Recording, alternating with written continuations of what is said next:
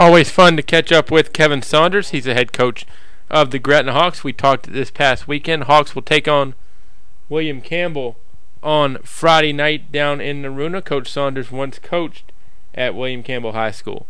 Kevin Saunders talks about that. He talks about the win against Brunswick and a whole lot more. It's the head coach of the Gretna Hawks, Kevin Saunders, on the Sports Buffet podcast. Always fun. It kind of starts my week off good when I get to talk to Kevin Saunders, head coach of the Gretna Hawks. We'll review and preview what's going on for the Hawks. Coach, before we look forward, let's look back.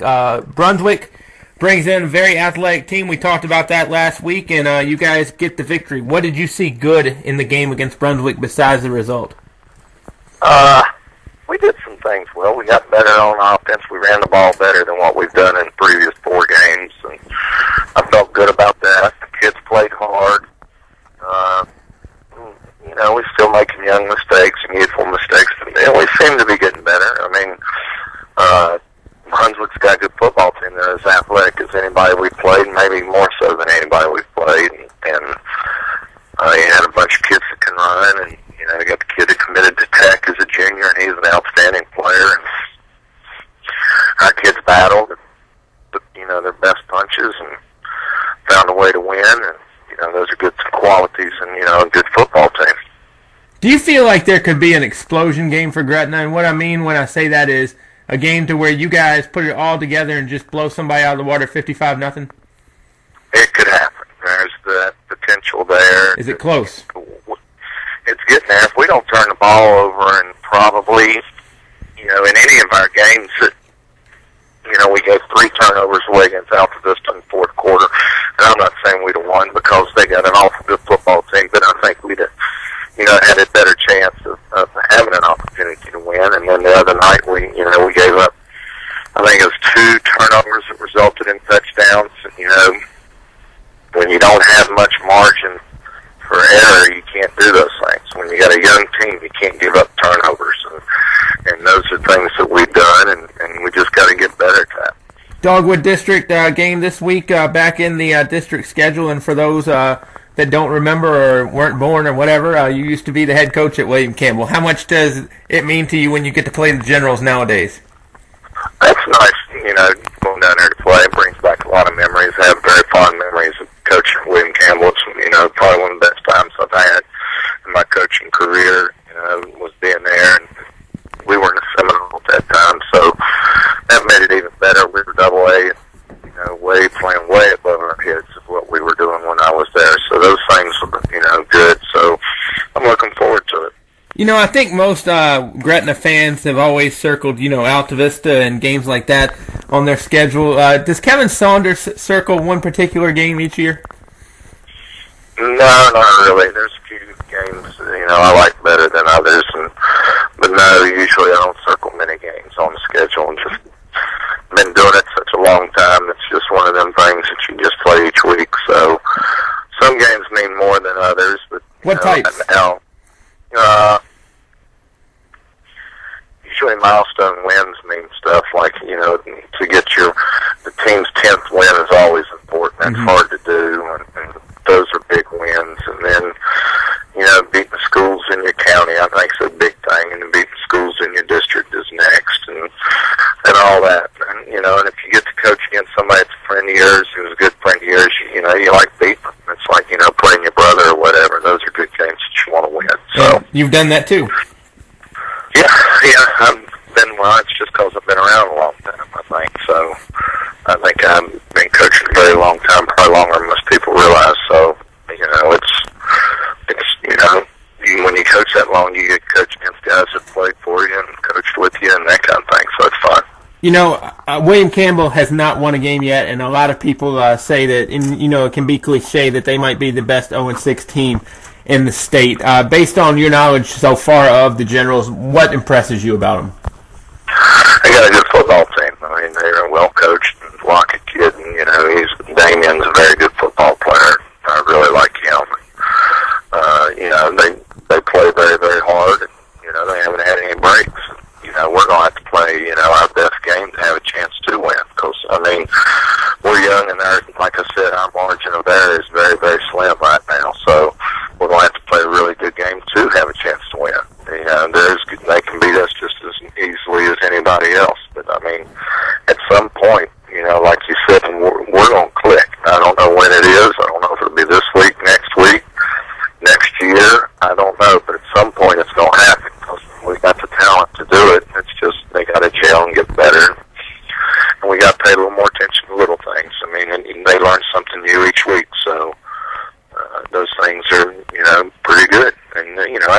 coaching fun. I didn't recruit the players I have now. I mean, that's one thing about high school coaching I think people don't understand is you got what you got. Right. So that puts in your school. You know, if I needed to get an offensive tackle, I can't go out and recruit a 6'5", 255-pound kid. I got to take what I got. We got to coach them. We got to get them going.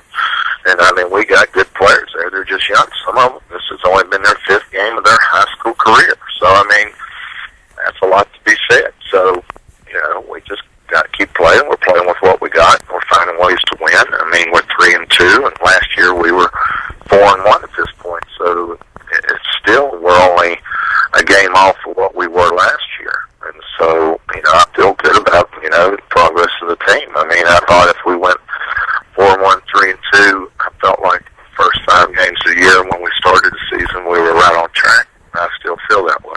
When you guys click, if it comes this week or if it comes next week, do you think the clicking will carry on for 4 or 5 games in terms of where that can be a, hey, momentum type, we're going to, you know, go like heck through the rest of the season in the playoffs? I think so. Once it happens, I think it's going to happen. You know, I think once it happens, you know, it's a good chance it'll happen. I mean, and, you know, our schedule hasn't been the easiest in the world either for a team like we got. I mean, we beat Tunstall, who probably, you know, they beat the fool out of Stanton River. They beat Dan River, and, you know, they probably should have beaten Rushburg. So, you know, we did that. Pretty much played with Alta Vista, who's probably one of the better teams around here this year.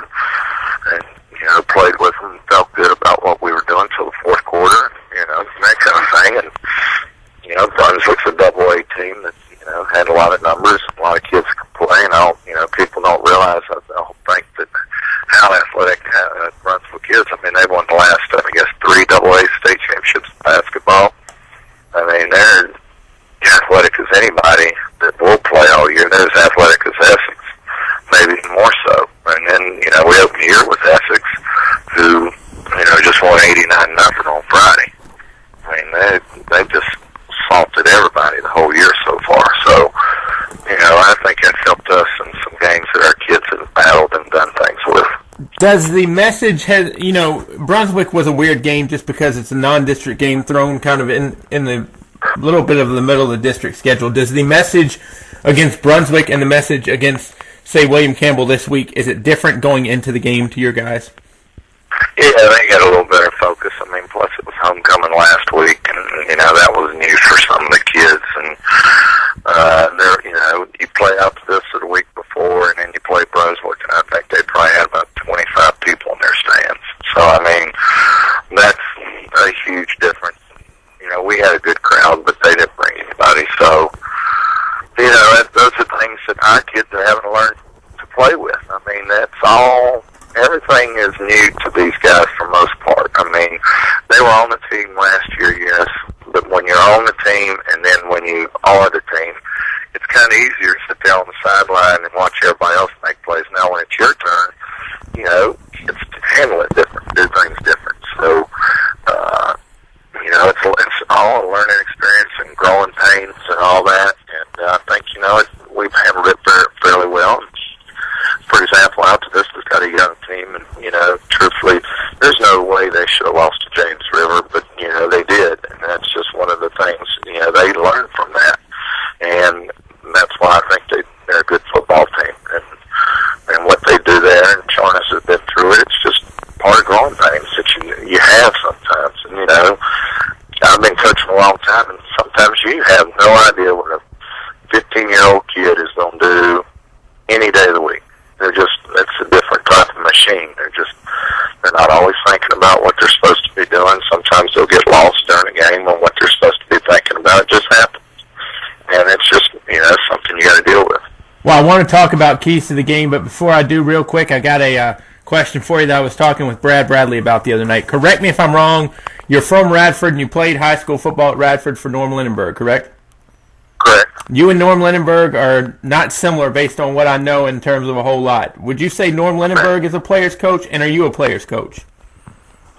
Coach Lindenberg was a player's coach. I think I'm a player's coach in a different way. I think, you know, when you treat all the kids the same, and I'm pretty close with most of my players. I think one of the greatest things is when they come back and visit you and do those things and talk to you. And, you know, I got to coach Robbie Arnold, who now works in Campbell County Central Office, and, you know, I coached Dwayne, who's at Amherst, and Woody at Brookville, and, you know, when they still talk to you, you know, they call you and ask you things and stuff. It makes you feel good.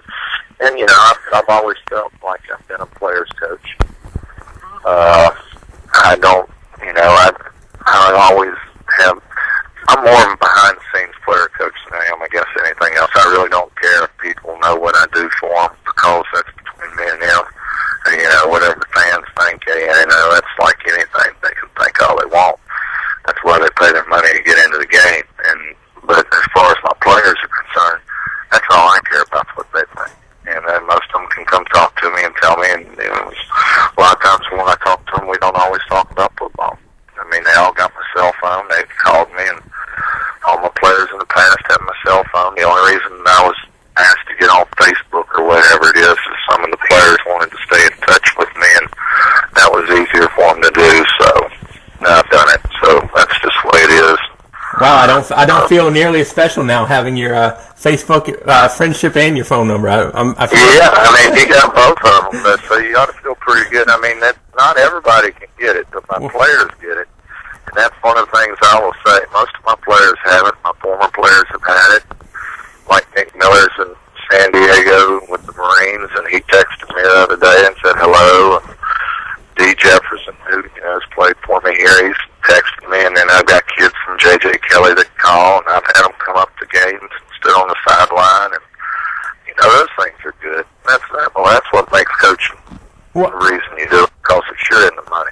Yeah, you know, maybe for the big fish like you, Bradley and Woody, I mean, you know, the seven figures just roll right on in. But oh yeah, the seven figures roll right off. That's why I spent all day up there watching video and film and washing and hanging uniforms and that kind of thing. I'm sure a lot of coaches spend all that time doing that. I'm sure, you know, those six-figure coaches do that. Well, you know, I didn't mention there are a lot of decimal points before those six figures, but there's a lot of decimal points. You know, well, let me kind of go off the players coach a little bit. Would you say there's a general definition? Because you say you're a players coach and Coach Lindenberg's a players coach, but you guys are about as different as night and day from what I know.